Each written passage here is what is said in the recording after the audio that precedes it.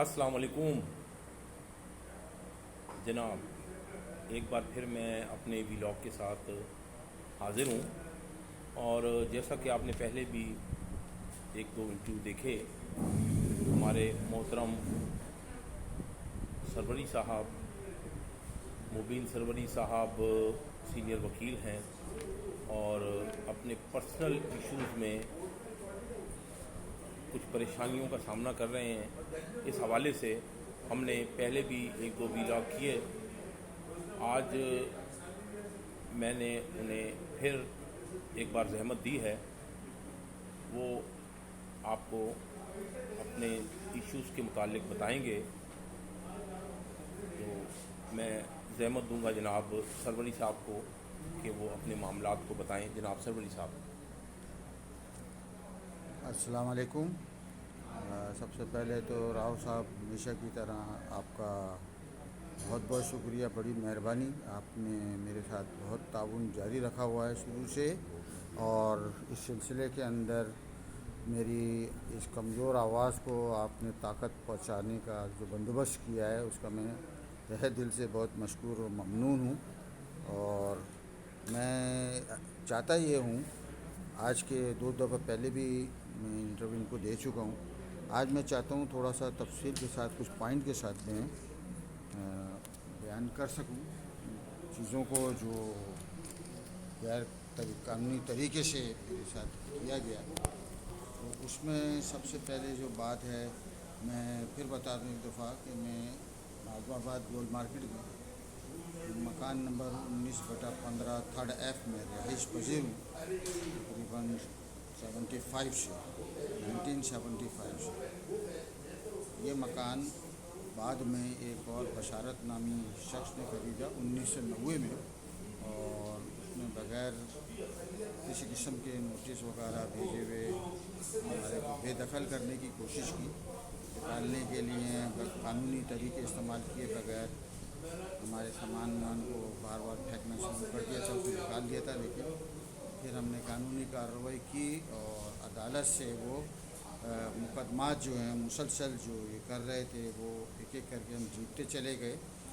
और उसमें वो कई दफ़ा नीचे से केस FRA और उसके बाद CP के अंदर आके वो फंसे हुए हैं। CP अभी हमारी 2 हाई कोर्ट के अंदर चल रही हैं, और उसको भी उन्होंने बाला ताक रख के और कानून की धज्जियाँ उड़ाते हुए एक मरतबा फिर ये किया कि हमारा दरवाज़ा जो था एंट्रेंस का, उसको एक खलील नामी वेल्डर से कटवा कर और उसके अंदर घुसने की कोशिश की।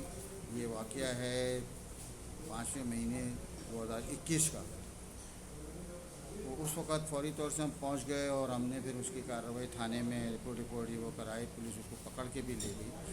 बशारत साहब तो भाग गए, जो मालिक थे। ये पकड़ा गया तो ये गरीब आदमी था, इसलिए पुलिस ने उस वक़्त गरीब ये कह के इसको छोड़ दिया। उसके बाद जनवरी में फिर इन्होंने एक और नई साजिश की। जो नीचे हमारी दुकान पर एक दुकानदार है मसाले वाला, आजमी मसाले के नाम से, वो काफ़ी बाद में हमारे आया और पूरे दुकान का उसका नीचे का जो हिस्सा इसने उसको किराए पे दिया पहले, फिर उससे भी झगड़े हुए, उससे भी केस चले फिर। लेकिन इनमें कुछ गुटमुट आपस में साजिश बनाई इन्होंने, और उसके साथ मिल के कुछ कागजात बना के और मेरे दरवाज़े को दोबारा उसी वेल्डर से कटवा कर दीवार खड़ी करी। और दीवार खड़ी करने के बाद अंदर से रास्ता बना के और मेरे घर के अंदर घुस गए। सारे दरवाजे काट के तोड़ के सारा सामान मेरा फेंका के उस पर कब्ज़ा इन्होंने जमाया हुआ है। सितंबर पहली से समझ लिया 2 तारीख को ये वाक़या हुआ है, और 3 को मैंने पुलिस में रिपोर्ट भी करी। पुलिस आई और इनको 2 तारीख को इनको पकड़ा हुई, उसी खलील को भी पकड़ा, सबको पकड़ा इन्होंने। और उसके बाद ये कंप्रोमाइज़ के चक्कर में पड़े, लेकिन बाद में ये कोर्ट पहुंच गए। पुलिस के ख़िलाफ़ भी इन्होंने केस किया और हमारे खिलाफ़ भी इन्होंने केसेस किए हुए हैं, जो मुसलसल अभी कोर्ट में चल रहे हैं। लेकिन मसला ये है कि क्योंकि यहाँ पर एक कायदा कानून है, एक कानून बनाया हुआ है कोर्ट ने कि टेनेंसी को भी अगर खाली कराना होता है तो उसके लिए सेक्शन 18 के नोटिस दिए जाते हैं, और पहले बताया जाता है कि भाई हमने ख़रीद लिया और हमने बेच दिया है। لہٰذا اگر یہ نہیں رکھنا چاہتا ہے تو آپ یہ مکان خالی کر دیں اور میں نے اس مکان کو بھیج، لیکن ایسی کوئی کارروائی ایک مرتبہ پھر نہیں کی گئی، اور وہی طاقت کے زور پر، پیسے کے بلبوتے کے اوپر انہوں نے سارا قبضہ کیا اور توڑ تاڑ کے یہ اندر گھر میں ابھی تک قابض ہے۔ اور انہی کے بعد انہوں نے 2 کیس مجھ پہ کیے، ایک 22A کا اور 22B کا۔ 22A اور B میں تو یہ کچھ بھی نہیں کر سکے، اور جج صاحب نے یہی کہا کہ نہیں، آپ کے الزامات غلط ہیں، جھوٹے ہیں، اس لیے ہم اس میں کوئی کارروائی FIR وغیرہ کی نہیں کرتے۔ اس کے بعد انہوں نے ہائی کورٹ میں ایک سوٹ کیا ہوا ہے، اس سوٹ کے حوالے سے انہوں نے ایک ناظر کے ذریعے ایک اپائنٹ کیا تھا جو سروے کرنے گیا لڑکا۔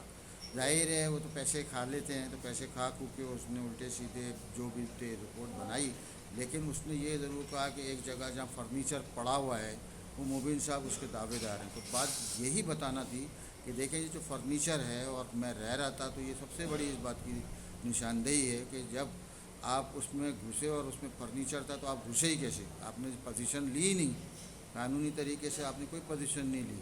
اس کا مطلب ہے آپ خود اس چیز کا اقرار کر رہے ہیں کہ یہاں فرنیچر تھا تو کوئی تو رہ رہا تھا، تو تھا نا۔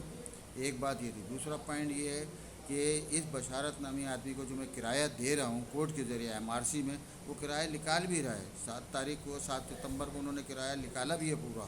تو کیا میں کرایہ باہر بیٹھ کے سڑک پہ دے رہا تھا ان کو؟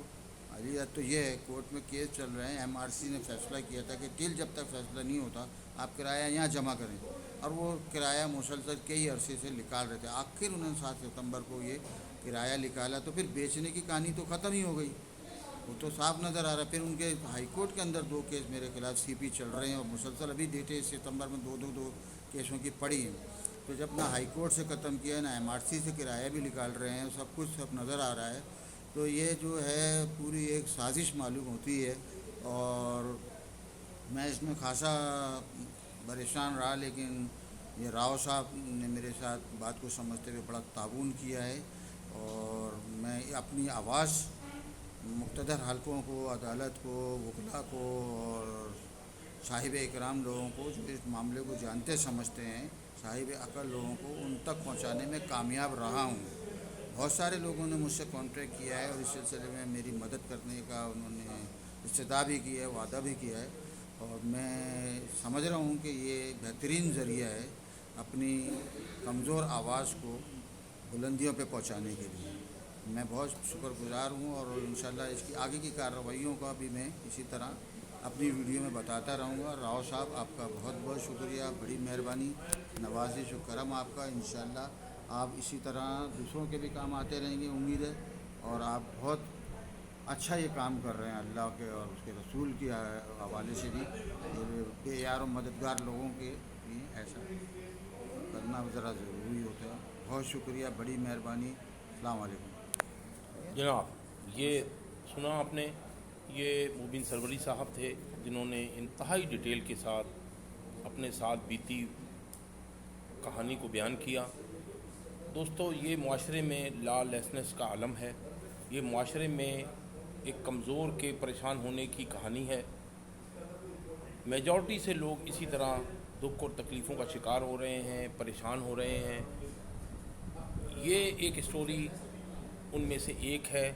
مبین سروری صاحب کو میں ذاتی طور پر جانتا ہوں، اور سب سے بڑی بات تو یہ ہے کہ یہ خود ایک سینئر وکیل ہیں اور اپنے معاملات کو پرسو کرنے کی ہمت بھی رکھتے ہیں اور کر بھی رہے ہیں، لیکن اس کے باوجود یہ سب کچھ ان کے ساتھ ہو رہا ہے۔ یہ چند گزارشات تھیں جو ہم نے آپ تک پہنچانے کی کوشش کی۔ آپ دوستوں کا، ساتھیوں کا بہت شکریہ۔ آپ اسی طرح میرے چینل کو دیکھتے رہیں، اور اسی طرح کی جینون اور ریئل اسٹوریز کے ساتھ میں آپ کی خدمت میں حاضر ہوتا رہوں گا۔ آپ دوستوں کا بہت بہت شکریہ۔ پاکستان زندہ باد۔